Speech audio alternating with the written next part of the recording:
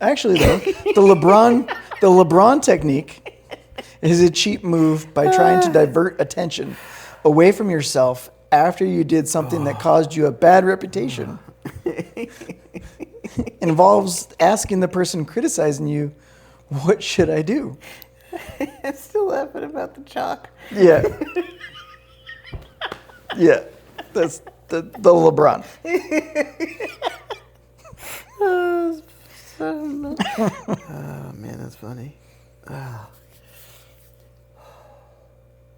OTDL, OTDL, the story's never stale. From TikTok twist to awkward tryst, they always set their sail. OTDL, OTDL, come laugh until you cry.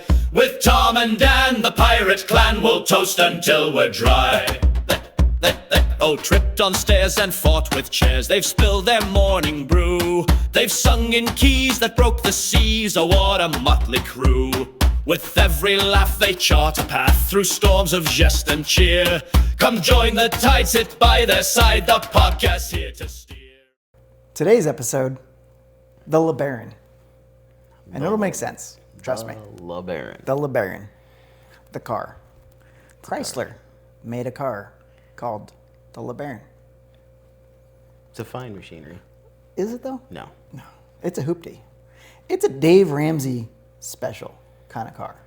It's a beater. It's a beater. It's a first-time buyer's car. Jalopy, if you will. Yeah, it's definitely a jalopy. Beater. Yeah.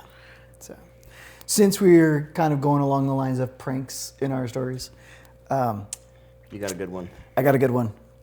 I about gave a coworker a heart attack, and my wife revoked my privileges to pull April Fool's pranks from that day forward. So, And I agreed. yes. To be fair, I mean that was my peak. I don't know if I'll ever top that one, but I was pretty good at. I was pretty good at the effort I put into my pranks. That was a lot. Yeah, It was a lot. You put way too much effort into it, to be fair. I did, and that's what made it so epic. It was pretty good. All right. We work at a jewelry store, and we do a thing called inlay, where we cut stones to fit into mountings and make the jewelry. So we're in the shop, and we'll leave his name out. He knows who he is. Love you, buddy. He's a good kid. He didn't deserve what happened to him at all. Very naive. Yes. Young. He was young and naive. Young. A little bit sheltered, maybe. I don't know. But yeah. So, love the kid to death. Great kid. I got him a job at our store. Did. I got you a job there. You did. I just hire my friends. Facts. So, it's April Fool's. He's 19 years old. He'd recently graduated high school. I had been picking him up and taking him to work and then taking him home after work. And he saved up money to buy a car so he could start driving to work on his own. Mm-hmm. You know, wanted to start his life as an adult. And his first car was a Chrysler LeBaron. The LeBaron. The LeBaron. He paid $500 for that car. So, fast forward to April Fool's. Now, this car, to paint a picture, was rust bucket brown, dented all over the place. True beater. And I knew his license plate number. I knew what time he got off of work. I know which way he goes home. And I know what dents are where at on his car. So I came up with this plan, and I got everybody in on it to either be quiet or a part of it. And so there was another coworker, and I had his son call the store, because cell phones weren't really a big thing back then.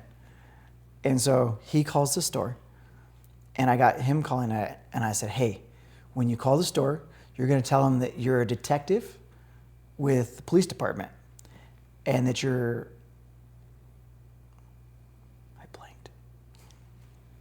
investigating an accident, and you're going to ask for blank blank.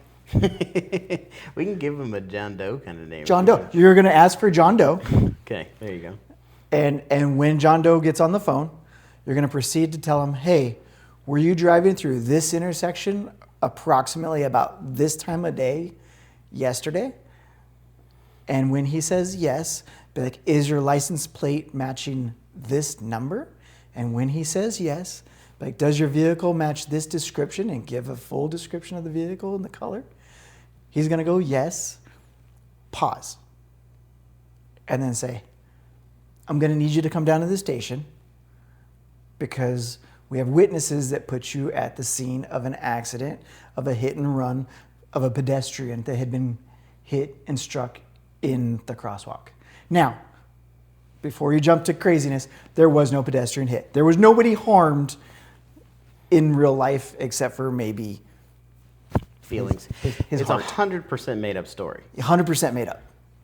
100%. Which worked like a charm. Yeah. And so I gave him all these details. And I was like, okay, he shows up to work around 3 o'clock. So call about 3:25, 3:30. And so the call comes through. And we're like, I already told you about it. Yeah. So we're like, well, we didn't know he was going to take it to heart. Well, I knew he would be fooled. Yes. 100%. 100%. Gullible as could be. But we didn't know to what extent. Yeah. And so he answers the phone and we're watching, but we're trying to like keep working so that way we're not like eavesdropping. And he goes, what? No. Yes. That's mine. Yes. That matches. And we're like, we know what the other side of that conversation is. And he finishes the phone and he just hangs it up ever so slow, like just. And he turns around and I just turn around nonchalantly. Hey, John Doe. His face turned pale Just white, too. Pale. I mean, and he's already a pale guy. Like you can't get more pale. He's not like albino. I mean, he might have been albino after that moment. Albino.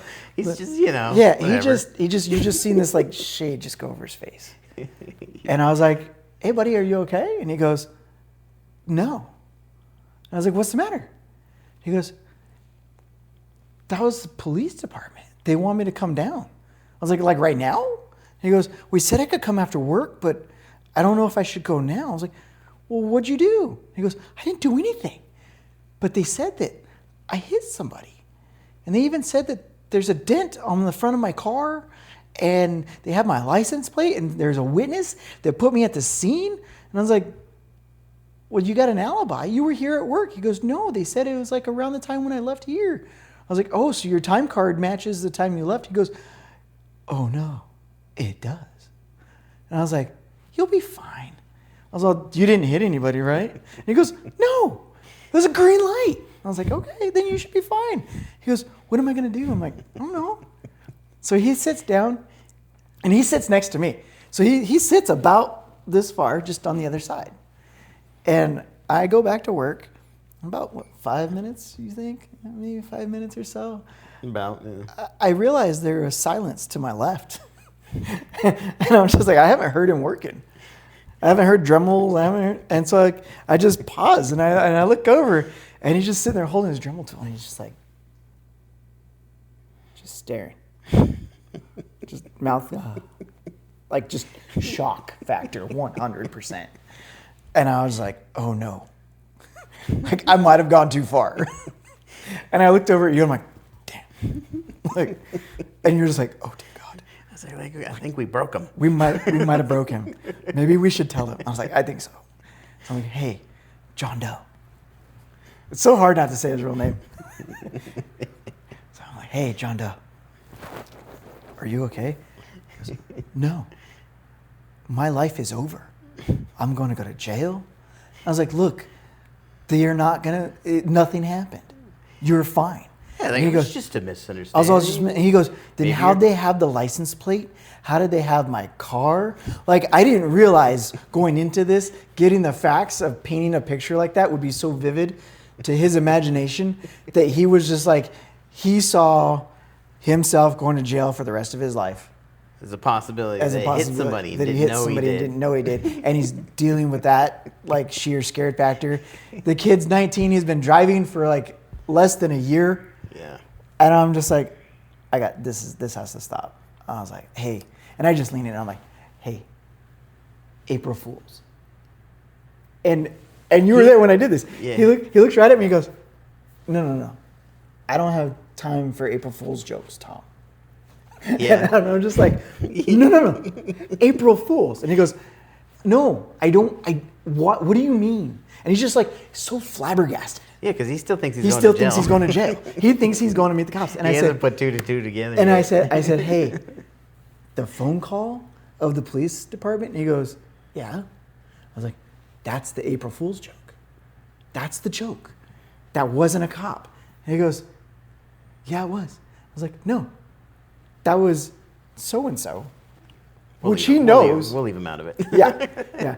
And he goes, Which he did a really good he job. did a really good job of like masking his accent and his voice. And, Yeah, he did a really good job. and he goes, no, that wasn't him. And I was like, it was him.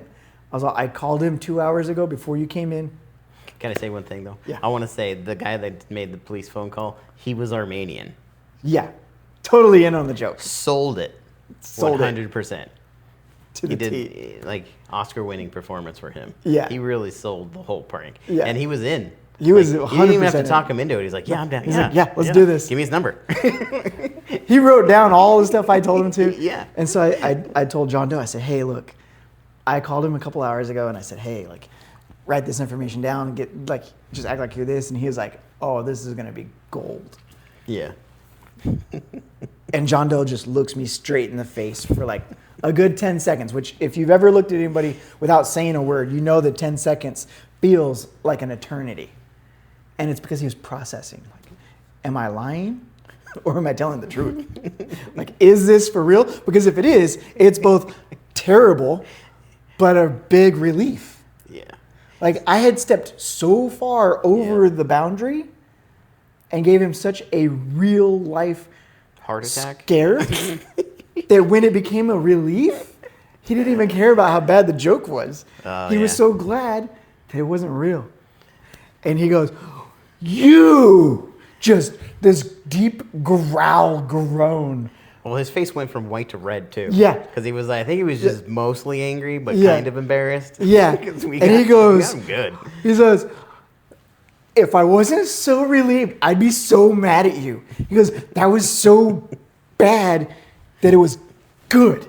And I hate you for it right now. And I was like, I'm sorry. I didn't know that it would have hurt your feelings this much. It was And a he- really good prank. Yeah. And he goes, you. And I mean, to be fair, I've known this kid since he was like 14 up to this point. So like 13 or 14. So I've known the kid for like 6-7 years. You know, and even my wife when I told her that story, she was not happy. No, she's like, you apologized to him Yeah. for that. She called me some choice words, things we might not be able to say on Calm YouTube. down, Melissa's a saint. She is a saint, but you know, she was on John Doe's side. Yeah. Felt bad for him. Yeah, I felt A little bad. bit. I mean, It I was felt still bad. funny, It was though. so good. Yeah, he It was laughed about funny. it, and to this day, 20 plus years later, we still talk, and he still laughs about it. Still friends, yeah. Still we all- friends. We all Yeah. love him. He forgave and He's a forget, good, and good kid. he's a great kid, great young adult. Kid.